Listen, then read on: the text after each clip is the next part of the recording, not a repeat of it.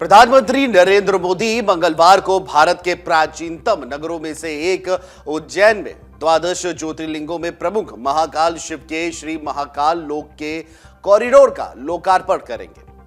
पवित्र शिप्रा नदी के तट पर बसे उज्जैन का श्री महाकाल लोक भोले के भक्तों के स्वागत के लिए अब तैयार है। अब पार्किंग से लेकर के महाकाल दर्शन तक पहुंचने में सिर्फ 20 मिनट का समय ही लगेगा। यहां 1 घंटे में 30,000 लोग दर्शन भी कर सकेंगे। प्रधानमंत्री नरेंद्र मोदी आज शाम तकरीबन 6:30 बजे 200 संतों और 60,000 लोगों की मौजूदगी में महाकाल लोक का लोकार्पण करेंगे। महाकाल लोक प्रोजेक्ट को 2 फेज में 856 करोड़ रुपए की लागत से डेवलप किया जा रहा है। इसके बाद 2.8 हेक्टेयर में फैला महाकाल परिसर 47 हेक्टेयर का हो जाएगा। इसमें 946 मीटर लंबा कॉरिडोर है, जिस पर चलकर भक्त गर्भगृह तक पहुंच सकेंगे। कार्यक्रम के लिए महाकाल मंदिर समेत पूरे परिसर को देसी और विदेशी फूलों से सुशोभित किया गया है। इसके लिए बेंगलुरु और पुणे समेत 7 शहरों से फूल भी मंगवाए गए हैं। खास बात यह है कि प्रधानमंत्री नरेंद्र मोदी के कार्यक्रम के बावजूद श्रद्धालु आम दिनों की तरह ही बाबा महाकाल के दर्शन कर सकेंगे। महाकाल मंदिर के प्रशासक संदीप सोनी ने यह बताया है कि प्रधानमंत्री के दर्शन के लिए आने पर 1 घंटे के लिए गणेश मंडप बंद रहेगा और इस दौरान श्रद्धालु कार्तिकेय मंडप के उससे दर्शन कर सकेंगे। महाकालेश्वर मंदिर का एक नया स्वरूप भारत की ऐतिहासिक और सभ्यतागत राष्ट्र की यात्रा में एक महत्वपूर्ण घटना भी है। इसके 2 कारण हैं। पहला कारण यह है कि आस्था और भक्ति पर यह आधारित है। महाकालेश्वर जी भगवान शिव की पूजा के लिए विख्यात है, ज्योतिर्लिंगों में से प्रमुख है। मंदिर को मध्यकाल में आक्रमणों का सामना भी करना पड़ा था। स्कंद पुराण में उल्लेखित रुद्र सागर झील भी प्रदूषित पानी का तालाब बन गई थी। बता दें आपको कि मध्य प्रदेश के मुख्यमंत्री शिवराज सिंह चौहान ने भगवान शिव के महान मंदिर को फिर से जीवंत करने की चुनौती स्वीकार की। यथोचित मुआवजे के बाद अतिक्रमणों को शांतिपूर्वक वहां से हटाया गया और इस पूरे नवीनीकरण में मंदिर परिसर का भव्य विस्तार और कलात्मक सौंदर्य शास्त्र भी ही नहीं बल्कि दर्शनार्थियों और पैदल यात्रियों की भीड़ का कुशल प्रबंधन भी है। उज्जैन के मुख्य भागों में सुगम यातायात व्यवस्था, वाहन पार्किंग की केंद्रीय प्रणाली, जन सुरक्षा हेतु नवीनतम उपकरण और सॉफ्टवेयर, ये सब श्री महाकाल लोक को सुंदरता के साथ दक्षता भी प्रदान करते हैं। प्रदूषण और ध्वनि रहित ई-रिक्शा और पर्याप्त चार्जिंग केंद्र होंगे। साथ ही साथ सौर पैनल बिजली की खपत को पूरा करेंगे। बता दें कि एक अद्भुत परिवर्तन हुआ है। शिव जी के इस धाम में भगवान शिव की कहानियों को दर्शाने वाले सुंदर पैनल भी चारों ओर रहेंगे। भगवान शिव और माता पार्वती और उनकी संतान यानी भगवान गणेश और भगवान कार्तिकेय की जीवंत पारंपरिक मूर्तियां दिल को छू लेंगी। शिव पार्वती विवाह, त्रिपुरासुर वध, तांडव स्वरूप की छवियां और सप्त ऋषियों की मूर्तियां प्रफुल्लित करती हैं। रुद्रसागर झील प्राचीन रूप में फिर से जीवित हो गई है, पवित्र शिप्रा नदी के जल से।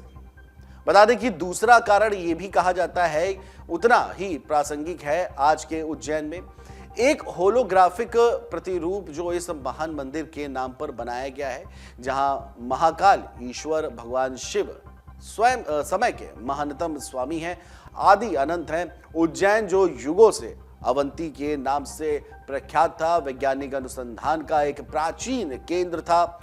वराहमिहिर, ब्रह्मगुप्त और भास्कराचार्य जैसे प्रसिद्ध गणितज्ञ और खगोलविद भारत के सुदूर क्षेत्रों से उज्जैन पहुंचे और इस नगर को अपनी कर्म भूमि बनाया गया। यह शहर शताब्दियों पूर्व समय निर्धारण का एक केंद्र था। प्राचीन भारतीय गणितज्ञों द्वारा समय की गणना के लिए उज्जैन का ही संदर्भ बिंदु लिया जाता था। जिस प्रकार विश्व समय हेतु ब्रिटेन के GMT से 0 मेरिडियन का आज प्रयोग होता है।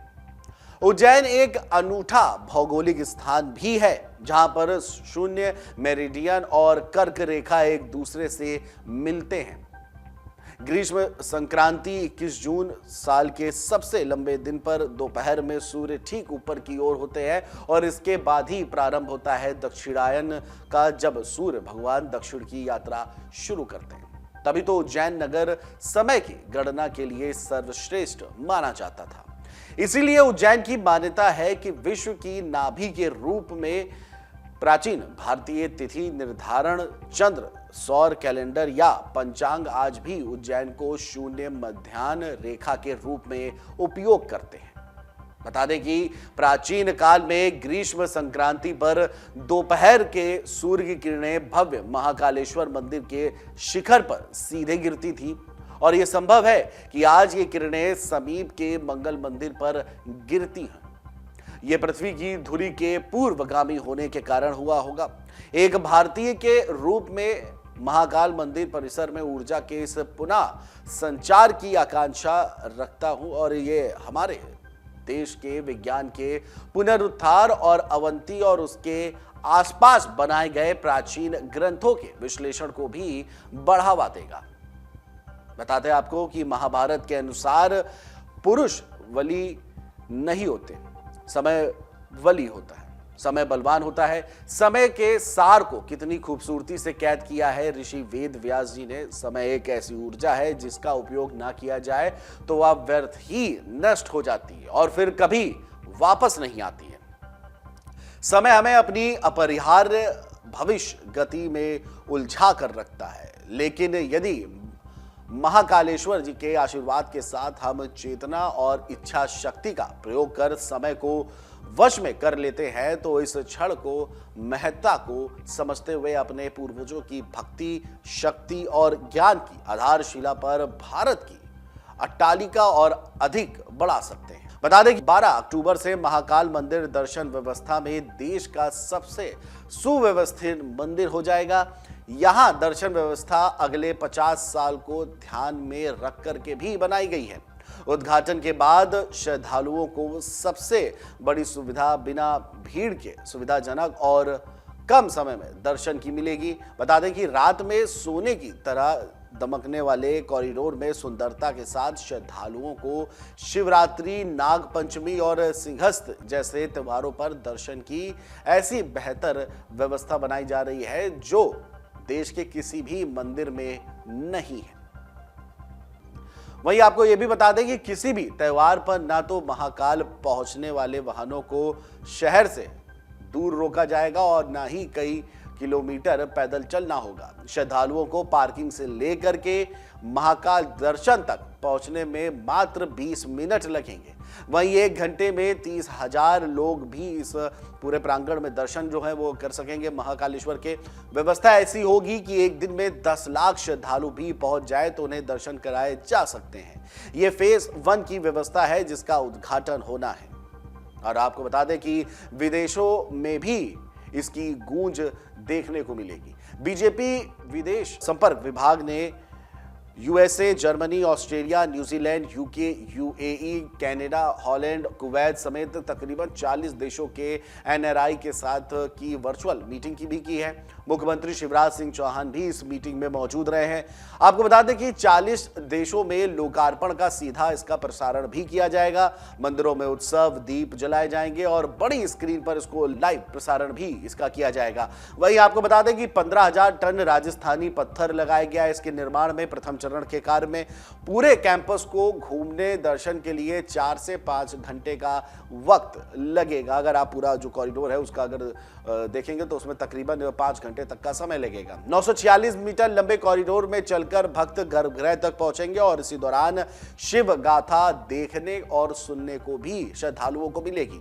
856 करोड़ रुपए की लागत से 2 चरणों में विकसित किया जा रहा है। ये महाकाल का के आगमन को लेकर के जो कॉरिडोर है उसको इतने धनराशि में किया जा रहा है। इसके बाद 2.8 हेक्टेयर में फैले महाकाल का पूरा एरिया जो 47 हेक्टेयर को हो जाएगा। पूरी तरह से जो अभी बाकी है तो पूरा एरिया जो है वो 47 हेक्टेयर हो जाएगा। वहीं उज्जैन में करीब 47 हेक्टेयर के महाकाल लोक की कल्पना स्मार्ट सिटी प्रोजेक्ट के साथ ही की गई है।